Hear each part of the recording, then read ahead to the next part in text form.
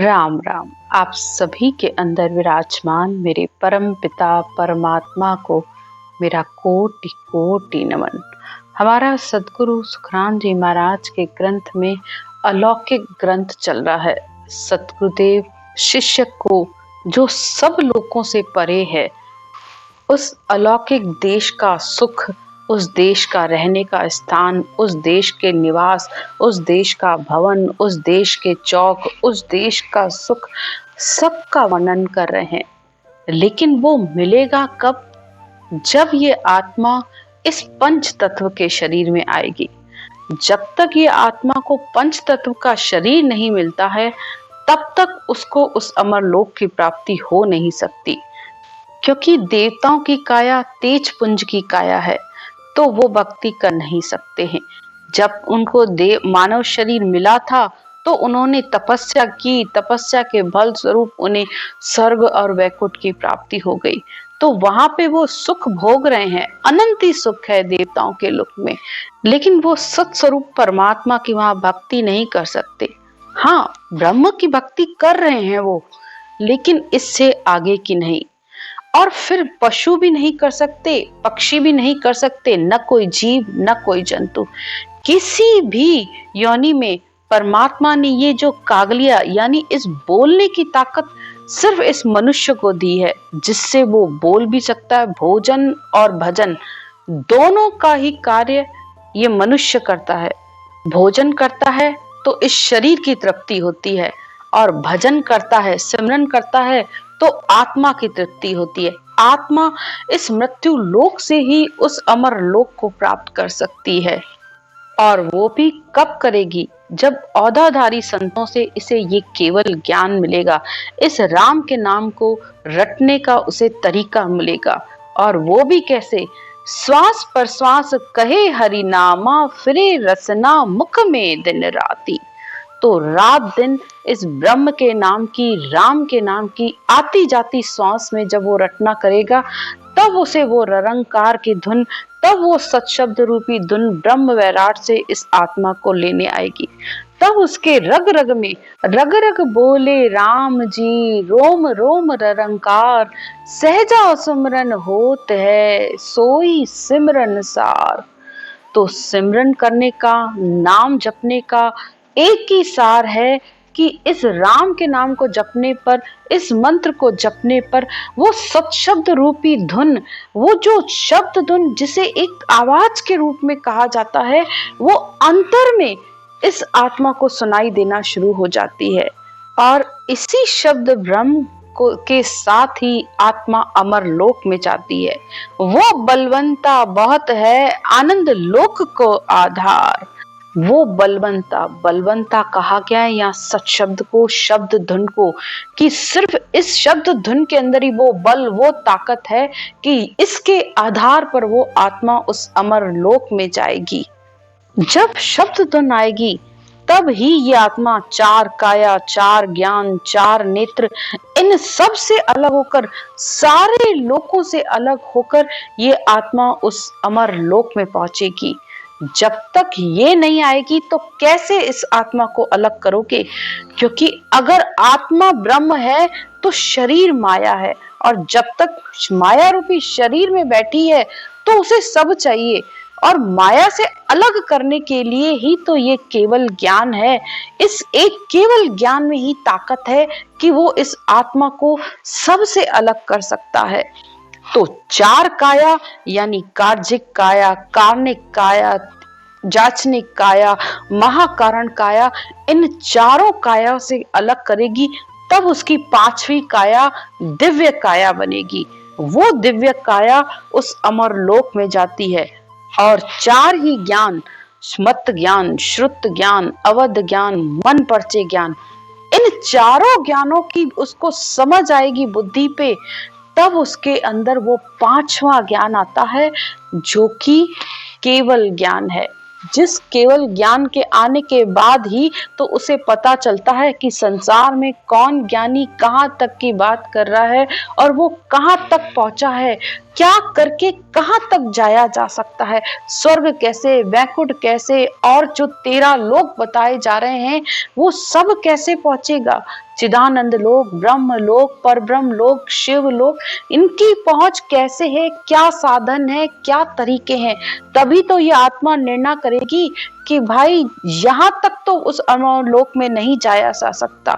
तो वो शब्द ब्रह्म ही इस आत्मा को ये सारे ज्ञानों की समझ देता है कि इन सब से परे वो परमात्मा का अमर लोक है, वो सतलोक है। तब ये आत्मा निर्णय करके इस केवल ज्ञान को धारण करती है, और जब केवल ज्ञान धारण करती है तब ही उसके अंदर ये 5 चक्षु खुलते हैं। पहले चरम चक्षु, फिर ज्ञान चक्षु, फिर ब्रह्म चक्षु, फिर सुरत चक्षु, फिर दिव्य चक्षु। और 4 चक्षु तक तो 3 लोग देखा जाता है, लेकिन 5वें चक्षु जब दिव्य चक्षु आत्मा के खुलते हैं तब वो आत्मा अमर लोक में पहुंचती है। तो यहाँ पर हर बात को समझिए कि कौन सी बात किसके लिए कही जा रही है। और फिर योग भी 4 है। 4 योग कैसे? पहला योग तो परमात्मा ने ही बना के दे दिया, माया और ब्रह्म का योग। माया शरीर, ब्रह्म आत्मा, ये योग तो तुम्हें परमात्मा की तरफ से मिल गया। फिर उसके आगे के योग तुम्हें बनाने हैं। पहला है ज्ञान योग, ज्ञान को सुनना, ये ज्ञान योग है। दूसरा है कर्म योग, यानी रटना करना, सिमरन करना, ये कर्म योग है। तीसरा है भक्ति योग, यानी इस भक्ति यानी इस श्वास प्रश्वास में जब रटना करते हैं तो आत्मा इस सुरत चक्षु से उस शब्द ब्रह्म के दर्शन करती है। ये है चौथा चक्षु। ये खुले तब तो अमर लोक जाओगे, नहीं तो इसके बिना कैसे जा सकते हो। तो भक्ति योग, दिव्य काया, दिव्य ही ज्ञान, फिर दिव्य ही चक्षु, सब कुछ दिव्य होगा तब ही तो आत्मा परमात्मा में मिलेगी। इसीलिए सब संत इस केवल ज्ञान की महिमा कर रहे हैं कि भाई बिना केवल ज्ञान के, यानी बिना 5वें ज्ञान के, 5वें नेत्र के, 5वीं काया के बिना ये आत्मा अमर लोक नहीं जा सकती। तो दिव्य देश में जाने के लिए आत्मा को भी दिव्य बनना पड़ता है, तो वो भी दिव्य ज्ञान से ही वो दिव्य आत्मा बनती है। तो इसलिए इस ज्ञान को अच्छे से सुनिए, मन लगाकर ज्ञान को सुनेंगे तो एक एक शब्द समझ में आता जाएगा। आपको ना समझ में आए तो बार बार सुनिए, ताकि आपको ये ज्ञान बुद्धि पर बैठे और आत्मा इस बात का निर्णय ले पाए कि मुझे अमर लोक में जाने के लिए कौन सा ज्ञान अपनाना है और क्या करना है। आगे सद्गुरुदेव कहते हैं, अमर वस्त्र नित नवा, सदा सुगंधी चीर, जड़े पनंगा प्रेम का, हंसता ढल के हीर। अब जो आत्मा अमर लोक में पहुंची है तो वहां का निवास भी अमर, वहां के आवास भी अमर, वहां का रहन सहन भी अमर, वहां का हर चीज वहां की अमर ही अमर है। इसी तरह सद्गुरुदेव कहते हैं कि जो उसके वस्त्र हैं वो भी अमर है, उसमें से भी सुगंध आती रहती है, और उन वस्त्रों पर प्रेम रूपी नग हीरे जड़े हुए हैं। और जब वो हंसते हैं तो उनके हंसने पर भी वो हीरों की बरसात होती है। यानी जब ऐसे केवली संतों के मुखारविंद से ज्ञान निकलता है तो वो ज्ञान हीरों की बारिश की तरह होता है। अनंत ही सुख आगे खड़ा, अनंत ही लील विलास, अनंत ही संत केला करे, निर्भय ने चलवास। और भी अनंत ही सुख है। सतगुरुदेव कहते हैं अनंत ही लीला है, अनंत ही संत वहां कीड़ा कर रहे हैं, वहां पे उनका निर्भय नेचल वास है। न किसी की तरीके का कोई डर, न कोई शोक, न कोई संशय, न कोई भय, कुछ भी नहीं है। न ही वहां कोई काल की पहुंच है। काल न पहुंचे जुरा न झापे, नहीं कोई कोप करे नहीं कापे। न तो वहां काल की पहुंच है, न कोई बीमारी है, न कोई बुढ़ापा है, न कोई क्रोध करता है, न कोई किसी से डरता है। बस हर समय उस आत्मा के लिए आनंद ही आनंद है। घर घर रत्नी बदावना, घर घर मंगलाचार, काम देनु कल्प वृक्ष जू दूजे घर घर बार। सतगुरुदेव कहते हैं कि जैसे यह संसार में कुछ होने पर एक दूसरे को बधाई दी जाती है, ऐसे ही संत जब अमर लोक में पहुंचते हैं तो उस संत आत्मा को बधाई देते हैं। जैसे यहाँ पर घर घर में मंगलाचार होता है, ऐसे ही वहां पर भी मंगल गान होते हैं। अमृत फल अमृत गणा नाना चीज अनूप, अमृत कुआं नावड़ा देही चढ़े स्वरूप। अमृत की बरसात है, अमृत ही फल है, अमृत के वहां पर कुएं हैं, हर चीज वहां की अनुपम है जिसका वर्णन नहीं कहने में आता है। अमृत फल, अमृत जड़ी, अनेक वस्तुओं का आत्मा को सहज में ही सुख प्राप्त होता रहता है। और जैसे जैसे आत्मा उनको लेती है वैसे वैसे उसकी देही का रूप भी अनुपम होता जाता है। जैसे जो भक्ति करने वाली आत्मा होती है उसके मुख को आप देखिए, उसके मुख का तेज आपको संसारियों से अलग ही दिखेगा। जब ज्ञान चर्चा करते हैं तो ऐसे लगता है कि कोई हीरे रत्नों की बारिश हो रही हो, ऐसी ज्ञान की बारिश होती है। आगे सदगुरुदेव कहते हैं, रंग राग घर घर हुए बाजे अनहद भाव, सदा हर्ष सुखराम कहे जो आगम मीठा ब्याव। इस तरह सतगुरुदेव कहते हैं कि जैसे संसार में शादी ब्याह होता है तो कैसे घर में बधाइयाँ दी जाती हैं, मिठाइयाँ बंटती हैं, ढोल बाजे बजते रहते हैं और वो उस आनंद का हर कोई आनंद लेता रहता है। इसी तरह जब वो आत्मा उस अगम धुन का आनंद लेती रहती है, संसार में रहते हुए भी वो उस परमात्मा के देश का अमर लोक में जो धुन बज रही है उस धुन का आनंद यहाँ मृत्यु लोक में बैठकर उस धुन को सुन रही है। ये उसको जीते जी अमर लोक के आनंद का यहाँ पे अनुभव हो रहा है। तो सोचिए वो आत्मा कितने आनंद में होगी। मृत लोक में पड़त है संता की टकसाल, वो पौता सुखराम कहे जो जीता भव काल। तो मृत्यु लोक में जब केवली औदाधारी संतों से आत्मा को ऐसा केवल ज्ञान मिलता है, तब आत्मा इस भव के काल को यानी इस जन्म मरण से रहित होकर इस भव काल को जीत पाती है और वहां के आनंद ले पाती है। तो अमर लोक के संतों का या मृत्यु लोक में आना टकसाल की तरह है। अमर माया अमर सुख अमर ही ओ धाम, ओ मोख पंथ सुख राम कहे हम रट देखो राम। सतगुरुदेव कहते हैं कि उस पद में माया नहीं है, लेकिन फिर भी वो जो उसको जैसे संसार की माया का उदाहरण देकर बताया जा रहा है कि वो माया का सुख भी वहां पर अमर है, वो अमर धाम है, उसको किसी का भी आधार नहीं है। तो ये मोक्ष प्राप्ति का रास्ता मैंने इस राम को रट कर देखा है, यानी उस अमर लोक को मैंने राम को रट कर देखा है। सुखराम अधर लोक सतलोक है, अधर जमी वहाँ जान, वा दीठा आ एथली करनर हाथ पहचान। सतगुरुदेव कहते हैं कि वो सतलोक अधर है, उसको किसी का भी टेका नहीं है, किसी का भी आधार नहीं है।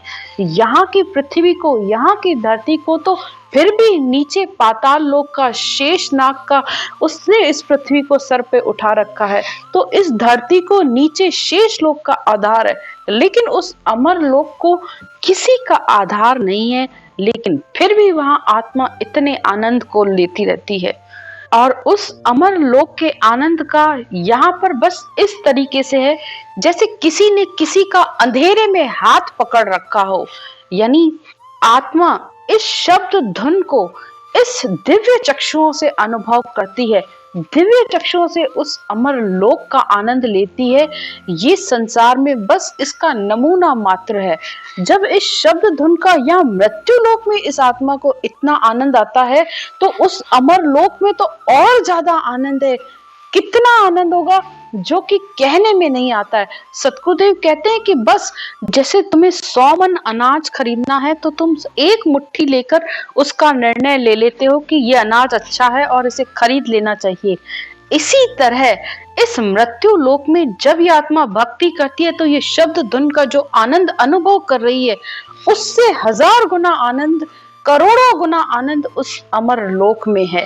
तो ये बस इस नमूने की तरह है। ऐसे आनंद की प्राप्ति मुझे अपने सदगुरु वीरम दास जी से प्राप्ति हुई है, जिसको मैं कोटि कोटि प्रणाम करता हूँ। गुरु वीरम सो बेनती बार बार प्रणाम, जा प्रताप सुखराम कहे हम पायो निज नाम।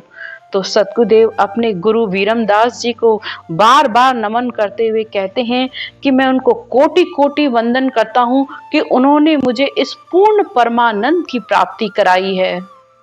सतगुरु वीरमदास जी निर्धार्या आधार, जीवा कारण दे धरी वे सागे सृजनहार। वे सागे सृजनहार अनंत काल गाऊं, एक जीव मुखमाए गुणा को वार पार न पाऊं। अपने गुरु वीरमदास जी की महिमा करके कहते हैं कि उनको भी निराधार परमात्मा का आधार है।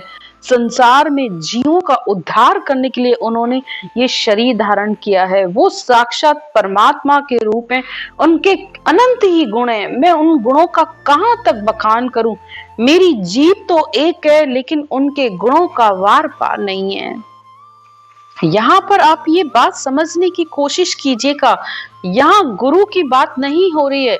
यहाँ सतगुरु वीरमदास जी भी परमात्मा के द्वारा भेजे गए संत थे, यानी उनको भी सत्ता मिली थी, उन्होंने भी ग्रंथ बनाया और उनके साथ भी अनेक आत्माएं मोक्ष गई थी। तो उस समय उनको सत्ता मिली हुई थी और उनके ज्ञान से आत्माएं मोक्ष में गई थी।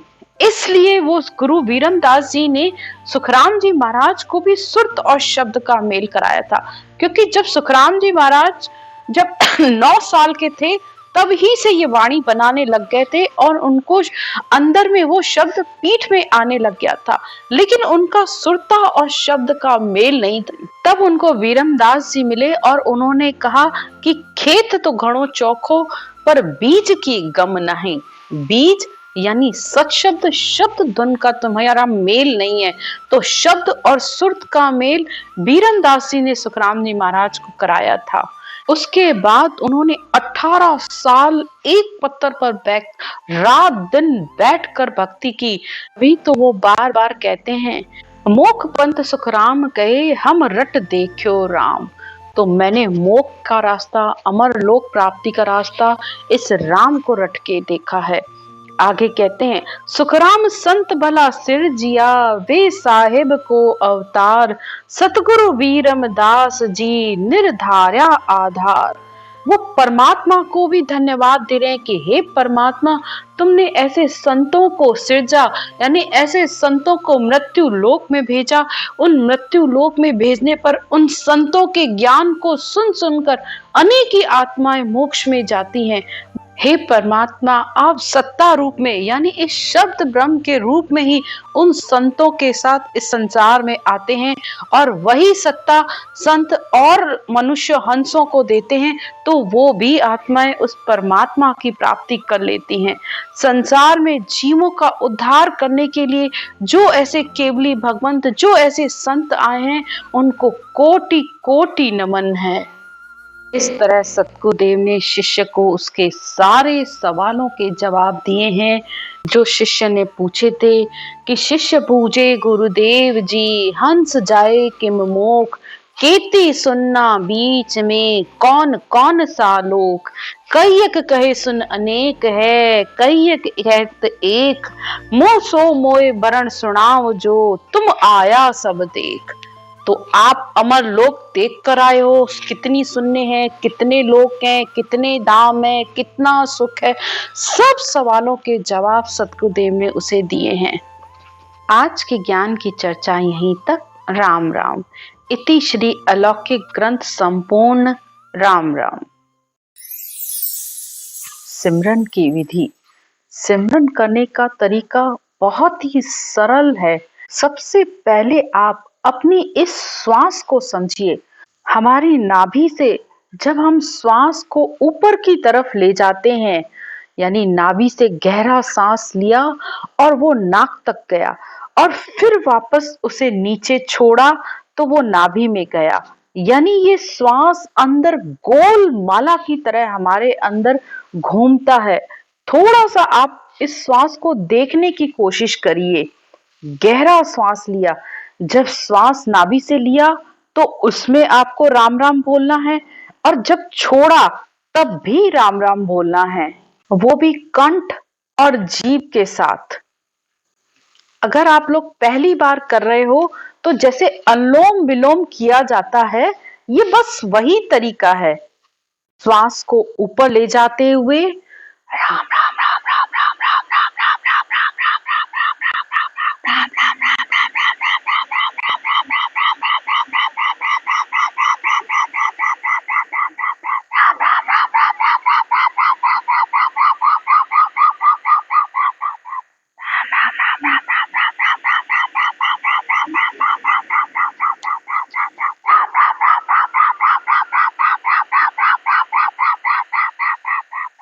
श्वास को देखते हुए आपको सिमरन करना है।